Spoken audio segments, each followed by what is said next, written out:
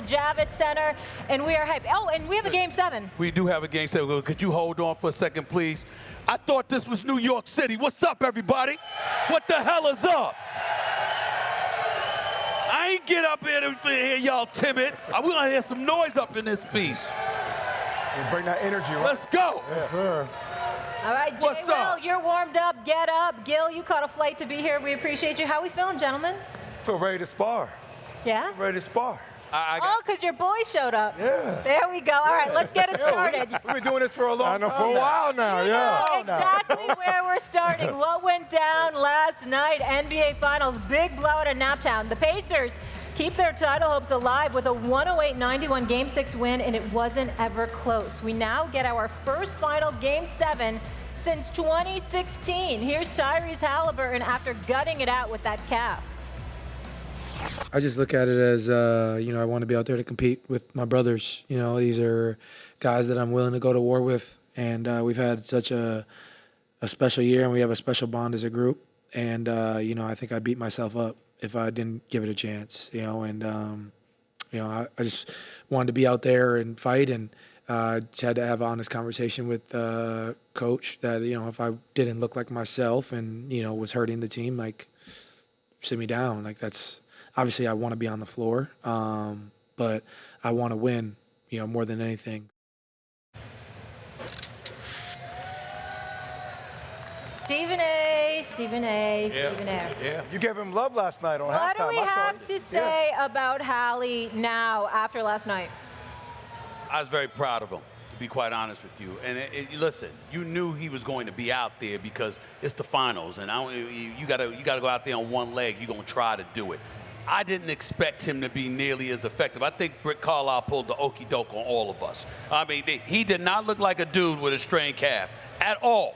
I'm talking about east, west, north, south, didn't matter. He seemed to be moving like somebody that didn't have that damn injury. Steals, pulling up from damn near the logo, driving to the basket, shooting turnaround jump shots. I'm like, what the hell is going on here? But I got to tell you something right now. To me, even though he was very inspirational, and there's no question about that, he wasn't the biggest story. Obi Toppin coming off the bench, scoring 8 points in that first quarter mattered. T.J. McConnell, he's leading everybody in the NBA Finals with 14 steals. He's just a little Energizer bunny. He's a professional pest. He's on out there and he's making things happen. So I'm looking at it from that standpoint, and I'm saying you've got all of these cats, 8 different dudes had, or rather 6 different dudes had at least 8 points in the first half, and they started out the game down 10-2 and outscored Oklahoma City 88-50 through 3 quarters. It was an annihilation. I did not expect that. I did not anticipate that, but that's what makes this Game 7 special, because it's one thing to get blown out, but to get blown out in a Game 6, I haven't seen anybody lose like that late in an NBA Finals. I think the fact that you got blown out like that makes Game 7 very, very, very compelling. Just want you to know, for the record, I didn't call you last night. I thought about it. I thought about giving you a call late night like you gave me 2 calls. But you didn't need to, because his dad rolled up on me after the game. He did enough for me? He did enough for me? Yeah, it was fun. Okay. It was fun. Good. It was fun. Yeah. So the question is, what does this mean about Hali? I think this is Hali spitting in the face of narratives. Whether you want to go to the narrative of a superstar, whether you want to go to the narrative of him being Jaleel White, whether you want to go to the narrative of him being corny or injured or overrated, this is him literally spitting in the face of it. And people can talk about T.J. McConnell, deserves to be spoken about. People can talk about Pascal Siakam making buckets down the stretch, or Obi Toppin, deserves to be spoken about. But he is the engine to this car. He got them going in the second half. And I will also say this, Gil. When it comes down to the wire, right? Max Kellerman used to have this line, if the death beam was focused on the earth and it's the Martians against the U.S., Right. If the NBA Finals, the last NBA Finals we've had has come down to a single-digit kind of game. If it comes down to the wire with the body of work, I trust Tyrese Haliburton in those moments more than I trust SGA. That's how I feel about it. I've seen it. Now, SGA is a prolific scorer, but it's just not Tyrese Haliburton. Rick Carlisle and the schemes that they throw at SGA, I think, are drastically different. I think Daigneault is being outcoached, and I think Hali will be positioned properly down the stretch because of Rick Carlisle more than I trust SGA with Daigneault. I didn't see anything different than I didn't see game 2-4, right? Hali's been playing decent basketball, right? He hasn't been great. He hasn't been an it factor. He hasn't been impactful to whether they're winning or losing. You know, they've been getting killed in the first quarter and the third quarter, right? They've been having slow starts. You need your bench squad to come back and help you, get the lead back. So when you say, what did he do? Besides the narrative of he had a calf strain, right? He had a calf strain and he's playing and he hit shots. We're like, oh man, he's doing something great. He didn't do anything outside of what he has done for game 2, for game 4. Every other game, he's playing decent basketball. Okay. If I have to put my money on it, 1, 3, 5, and 7, he's going to be horrible next game. Would you bet on him over SGA like Jay Will would? In the stretch. In the stretch. Hey, he got the 0 on. He got the 0 on. When you got the 0 on, you know what to do. So I will take him. If the game is close, there's a tie game, down 1, the ball is in his hand, I really believe he's going to hit that. If you're talking about a moment, meaning a last shot, no doubt. We can't deny what we've seen from Tyrese Haliburton. But we ain't going to sit up here talking basketball and compare that brother to SGA. Let's understand who we're talking about here. Very different. SGA, the reigning league MVP, a cat that's averaged over 30 the last 3 years, okay? The #1 seed coming into the playoffs back-to-back years, won 68 games in the regular season, averaging 32.7. Everybody and their grandmother looking at him and saying, okay, what you gonna do now? And he said, here's what I'm gonna do. Consistently, okay? And then you down 2-1 in Indiana, all right? And you're down in that game, and over the last 5 minutes, you score 15 in OKC's last 16 points. Collectively, y'all hold Indiana to 1 point. We have not seen a rare moment from Tyrese Haliburton, and the brother's good. He's not a scrub. We're not trying to say that. We just were saying there ain't no superstar. Stop that. Even his daddy couldn't argue with me about that, even though he tried last night. The point is, in the end, what it comes down to is that there's levels to this. So if you're telling me I need a last shot, I got that. If you're telling me it's the fourth quarter, who you going with? Don't you dare think otherwise. Oh, no. Don't you dare. I would go with SGA. All I was saying is. Well, that's all I'm saying. All I'm saying is, Okay. the point, though, is Rick Carlisle, the schemes last night, how they were Rick blitzing Carlisle, him. yeah. Quick Carlisle. Outside pick and rolls, P&Rs, Gil. They were blitzing him. That big was up. By the way, They how do didn't y'all feel cover about anymore. Let's It's a dive different into kind of that. Let's get into the OKC. I want to pull up some numbers for you. I got a full screen here. So OKC stars struggled obviously mightily last night. As we've alluded to, as SGA had 8 turnovers, tied for the most ever in a game 6 of the finals. Jalen Williams was a -40, the worst plus minus in a finals game since the 90s, 1998. So, J-Will, why were SGA and J-Dub no-shows last night? So I'm going to say this. First off, SGA only took 15 shots. Now, I know he didn't play a lot in the fourth because out, right? That's 10 less field goal attempts than what he's taken in the finals. What did we talk about before, though, when he got everybody else involved and they were knocking down shots? OKC struggles to shoot the 3 ball.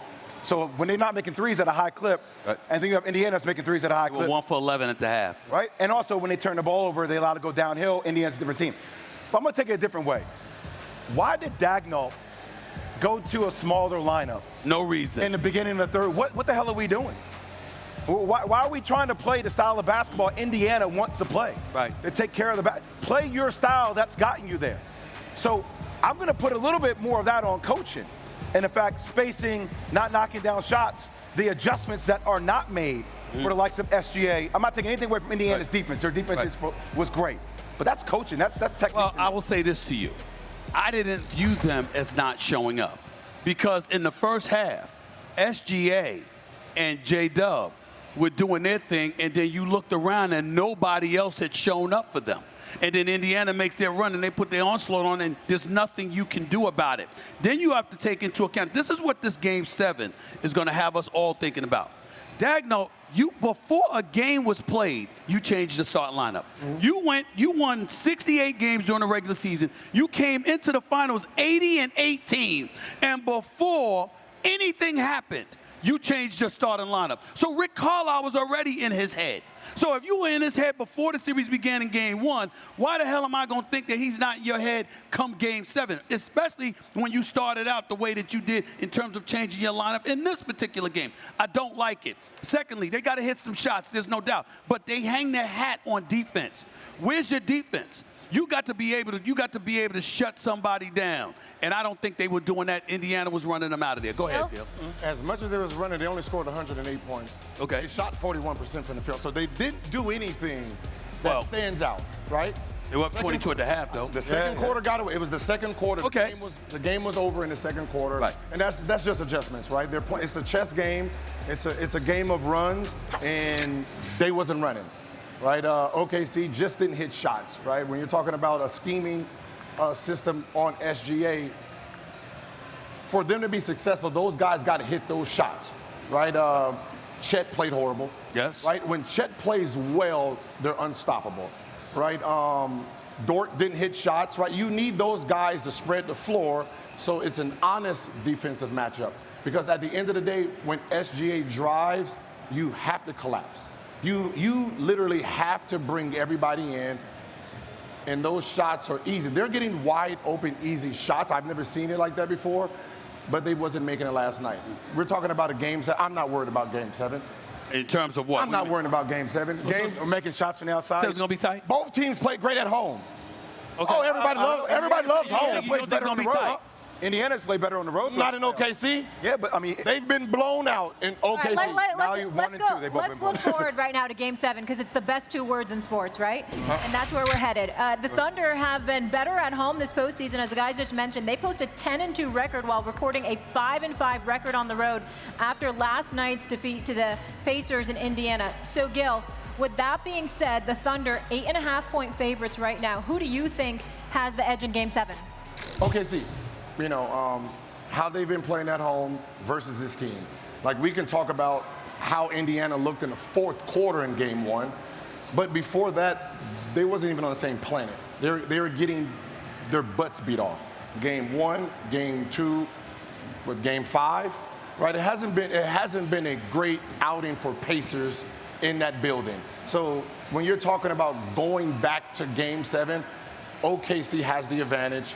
Even though no one is counting Pacers out, but at the end of the day, they don't play very well in the first quarter or the second. So if they go all the way to the third quarter, in 5 of the 6 games, they've been down minus 6.5, 7 points. But Gil, I mean, everybody's counting out the Pacers. I mean, they're one of the biggest underdogs in finals history. I don't think they count them out now. I mean, not now, but still, I mean, 8.5. 8.5 It's 8.5. That's 8 in the hook. Yeah. In the NBA Finals, after you just smacked the team by 17, you're up close to damn near 30. And all the, by the way. That's disrespectful. Yeah, I think it's reality. It's reality. Well, reality could be disrespectful, too. You're down 9 at the end of all 3 quarters in 5 out of 6 games. What is that? Because we're talking about the inability to close out. And that's a special it factor that Indiana has down the stretch. And by the way, for a young team, I agree with you. On paper, they should be smacking Indiana. I believe that. They have been. But they're not. Now we're in a 3-3 Game 7 scenario. Pressure for the MVP, going back home, in your own home territory with guys like Jay Will, guys like SGA. We're comparing to Michael Jordan and Scottie Pippen. I mean, that's a lot of pressure on a young basketball team. You didn't hear that from me. I didn't hear that from you. I heard from other people on the show. Right. Not from us, though. I will say this to you. I think Game 7 is going to be a thriller. I don't think it's going to be a blowout. I think it's going to be tight. I think that here's what I'm thinking. When I watched OKC in Game 1 have a 15-point lead and ultimately blow that, right?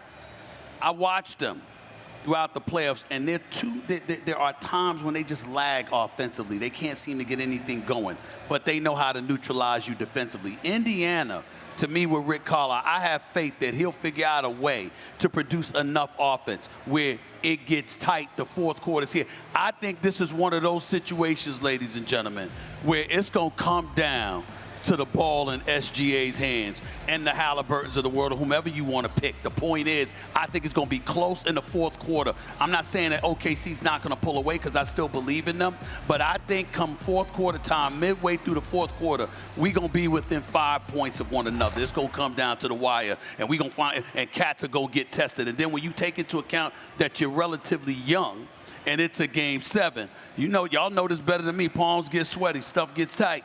and you don't know how somebody's going to react. This is Game 7 of an NBA Finals. The championship is on the line. The slightest mistake can cost you everything. If you've played awful at moments in other games, why the hell should I assume that you might not play awful in those moments? I think it's going to come down to the wire. Listen, OKC, when it's horrible, right? When they're playing bad, it looks really bad for them. But they're at home, right? And let's not, you're a young team, you get your energy from being home, being in your bed. So when we're talking about there's going to be a close game, we have to assume that Indiana's going to be coming back, right? They're going to be coming back because there's not been a first quarter, second quarter, third quarter where we've actually sat there and said, oh my God, this has been a great game all the way through. There's been blowouts all the way through. Come back at the end of the game, game 1, to make it exciting. But for the most part, it hasn't really been an interesting series when you're talking about first quarter to fourth. Right? Jay, well, why were you making a face when he was talking? Well, just because I don't know how Gil feels about it, but I didn't like being at home. I'd much rather be on the road. I've heard some of the greatest players talk about how they can lock in on the road. There ain't nothing better than not being with your family, not answering all the texts and all the calls about tickets and all the other damn things that happens when you're at home. It allows you to be focused and locked in. So I'd much rather be on the road. Bill, what do you say to that? He went to Duke. He went to Duke. They were enemies on the road, which made them villains, so it was a different thing. Well, what do you think Indiana is, though? They ain't villains. They're not villains. Not villains in this They're not villains. It's like playing in the garden. It's like playing here in the garden. No. Right? The building gives you energy. Listen, if I seen something in them that tells me that they're comfortable they're not comfortable in that building. They're not comfortable there. Right? OKC is. But home. But they still got one victory there. Yeah. They did. They still got one victory. Yeah, That's what I'm saying. It's like boxing, right? The score Right. going into the fourth quarter, 10-8, 10-8, 10-8, 10-8, Oh, 10-8. And then they close their eyes and throw a haymaker and knock them out. That's all that was. I'm with you if you're talking about both teams living up to who they are and who they should be in this series. The question is, do you think OKC has the potential to fold? Yes. And I'm saying yes. I don't believe it will happen, but they do have that potential. And if I'm Indiana, I want to keep it tight. Why? Because I'm saying to myself, we can get them. We can get them. If we don't give them that cushion, if it's tight and they're like, damn, this game 7, we're on our home turf. We just got blown out in game 6. These cats still here. It's a 3-point game. It's 4 minutes left, 3 minutes left. Oh, damn. I mean, hey, listen, if I'm Indiana, that's what I want. That's the kind of moment I want. And we'll find out. I still will go with OKC, me personally. But if I'm Indiana, I want that. What you want is not what you're going to get. Okay, so you're saying you can want a close game all you want. That's not what you're going to get. So what do you think's going to happen? Nothing different. They're going to be down 10, 15 points going into the fourth, trying to make a comeback. Let's save your prediction. I want to save the prediction, though, the final prediction. Oh, you can save it. You can save it. I'll save it.